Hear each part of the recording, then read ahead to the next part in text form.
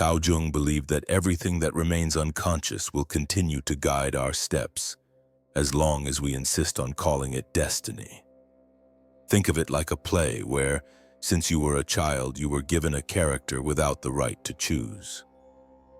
They wanted logic when your heart was pure sensitivity. They demanded sociability when you only wanted tranquility. They valued practical attitudes when you always had the soul of a dreamer. Every step that deviated from this predefined script was labeled a flaw, something to be corrected. If this topic is already stirring something in you, take a moment and leave a like to support our content. Oh, and don't forget to subscribe to our channel.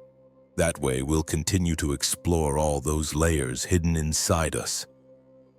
Gradually you learn to hide your true essence behind a mask that made living together easier, but life much more confusing. This content is not intended to place you in another limited classification, but to help you rediscover what has been lost within you. For Jung, labels were insufficient. He suggested that we face our own reality without fear of internal confrontation. The 4 psychological models that Jung presented do not represent rigid boundaries, but act as compasses for recognizing what is hidden and fragmented within each of us. These profiles don't just define our way of thinking or feeling. They expose everything we avoid, reject, or fear, and precisely because of this, they silently command our decisions. This video proposes just that, a courageous break, a challenge to explore little-known inner territories. It doesn't promise ready-made answers or short paths. On the contrary, you may end this reflection with more questions than certainties. And this is precisely the sign that something genuine is awakening. If you are still willing to continue, join me in this authentic reflection. From the moment you were born, there was already a silent dynamic going on. Your identity was being shaped not by your original essence, but by external approvals and disapprovals. Jung saw the personality as a structure in constant transformation, which emerges from the tension between our true nature and the impositions of the environment. For him, the great human tragedy is to adapt completely to the wishes of others, without ever discovering who we really are. And perhaps this is the most uncomfortable truth. Most people never even come close to knowing their true psychological profile. From an early age, we learn that it's better to reason than to feel, that maturity is synonymous with concrete reality, and that too many dreams keep us from success. But is that really the case? Such teaching is not genuine personal development. It is continuous conditioning, silently cutting off anything that deviates from the accepted standard. Perhaps you were a child full of imagination who had to quickly learn the value of objective answers. Perhaps you had a deep emotional sensitivity, but were told that this didn't fit into a proper posture, whether male or female. Over time, these true parts of you have been kept away from the eyes of the world, hidden underground in your consciousness but never really extinguished. They remain active, secretly working through difficulties that you can't even imagine the origin of. Frustrating relationships, internal barriers, that constant discomfort even when everything seems to be going well. Here's the essential and painful point. The more you adapt to the role the world imposes on you, the further away you become from what would nourish your soul. Jung called this external character a persona, a social mask, useful for circulating among people but dangerous when confused with our true self. What we hide from ourselves doesn't disappear. On the contrary, it comes back like a mysterious force, seeming like an inevitable destiny. This should worry us deeply because it reveals that many choices may not really be ours, but just unconscious reactions trying to avoid uncomfortable truths. If you feel tired often, you may be fighting an internal battle against who you were born to be.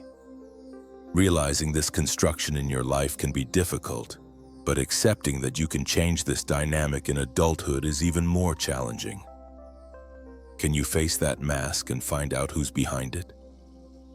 Have you ever experienced that strange exhaustion after being surrounded by people? Or felt that prolonged silence drained you of energy instead of restoring it? Jung took a new look at this.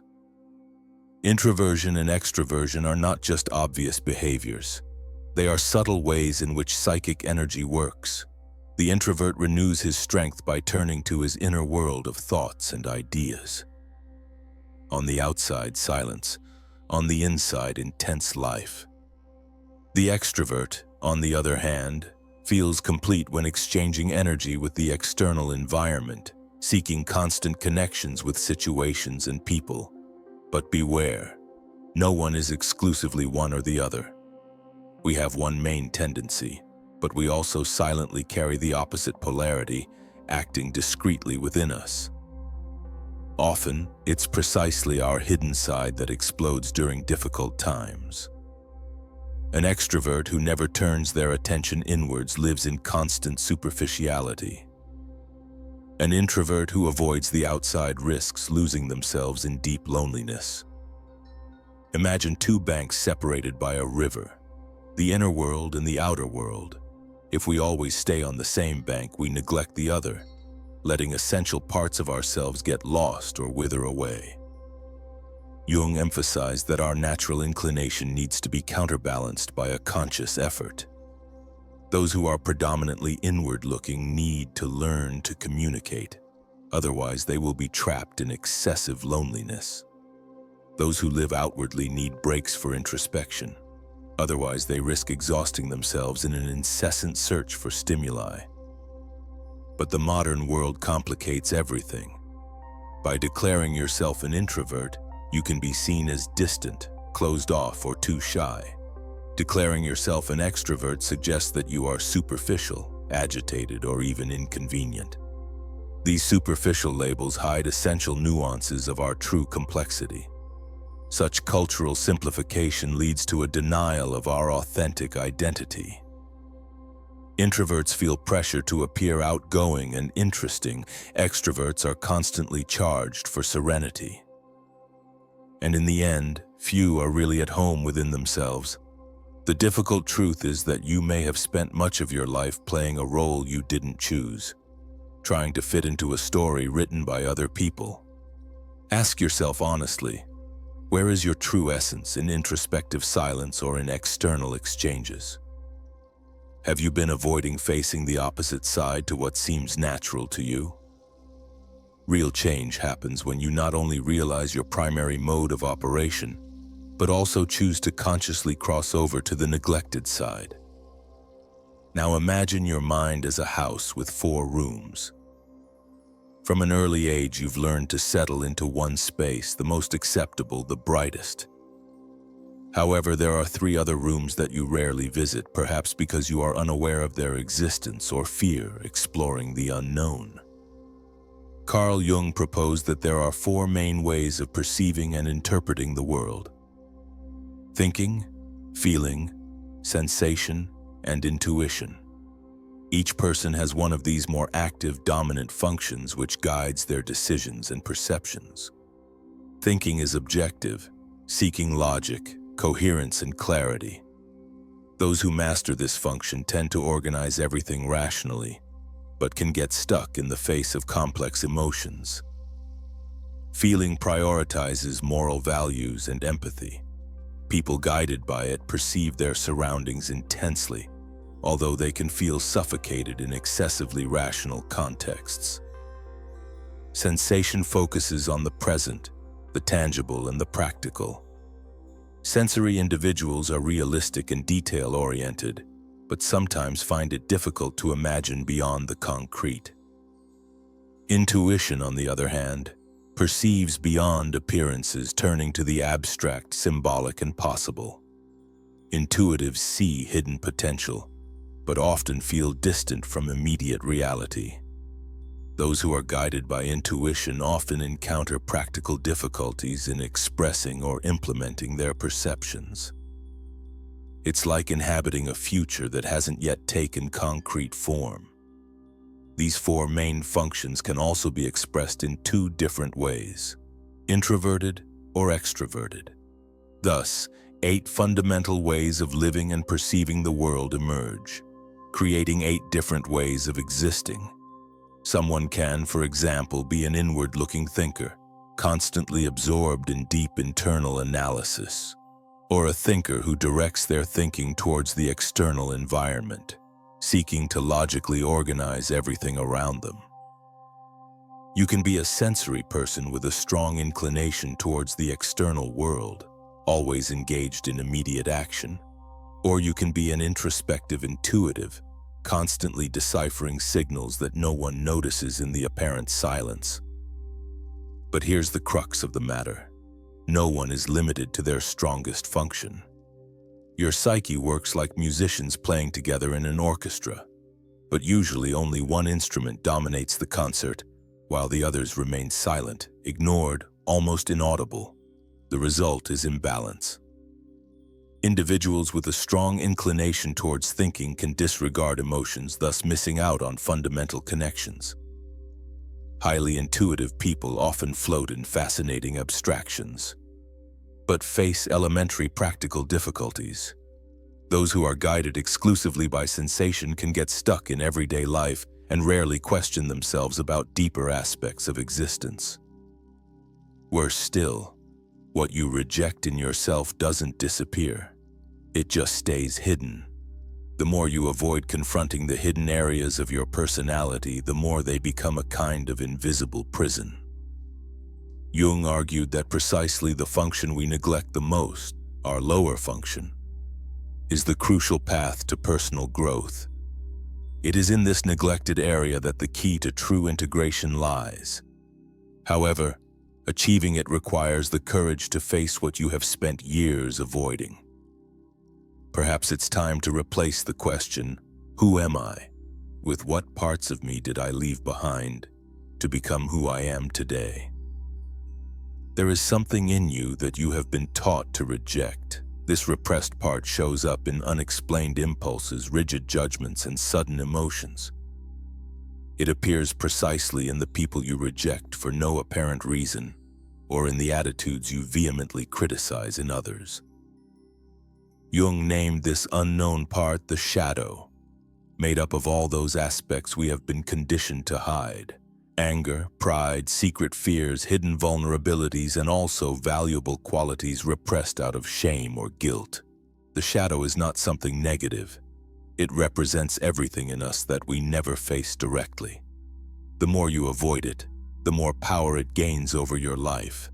Integrating it is the most demanding challenge in the quest for self-knowledge, as it requires courage to face our inner reality without filters. It is in this hidden, uncomfortable region that our ability to truly balance our identity lies. If you are logical and rational, you may need to embrace your emotions more deeply. If you live attached to concrete things, you may need to value the abstract more. And if you've always chosen the security of practicality, it may be time to allow yourself to lose a little in order to discover who you really are. By looking closely at these neglected areas, you begin a real internal revolution. You may have spent a lifetime believing that you know yourself fully, until you realize that you have been restricted to a single perspective on yourself. This is the great awakening proposed by Jung, recognizing that there is so much more inside you waiting to be discovered. Ask yourself sincerely now, what is forgotten inside me? What skill, feeling, or dream have I put aside to please other people or fit into expectations that were never mine? Every step taken towards the unknown within us causes discomfort, doubt, and even fear. But it is precisely in this territory that the greatest potential for transformation lies. Real integration is not an easy process, but it brings freedom and authenticity. It allows you to finally find yourself whole without having to hide any part of who you are. Recognize the importance of these 4 functions: thinking, feeling, perceiving, and intuiting, and accept that each one plays an essential role in your life. None is superior, none is dispensable. Together, when balanced, they make your experience complete and truly rich. Life is not a linear journey. It is a constant movement between opposites. Jung taught that the more we try to avoid important parts of ourselves, the more limited we become, trapped in patterns we don't fully understand. From that moment on, challenge yourself to consciously move between these extremes. Let your mind explore previously closed rooms. You may discover that there, in the midst of what once seemed daunting, lies your most genuine strength. Finally, look in the mirror with honesty and kindness. Ask yourself again, who am I beyond the masks and conditioning? The answer may not be immediate or simple, but it will be authentic, deeply yours, and capable of freeing you for a life that truly belongs to you. If you liked this video and felt it spoke directly to you, let us know in the comments which part moved you the most. Your like is also very important so that we know you want more content like this. See you in the next video.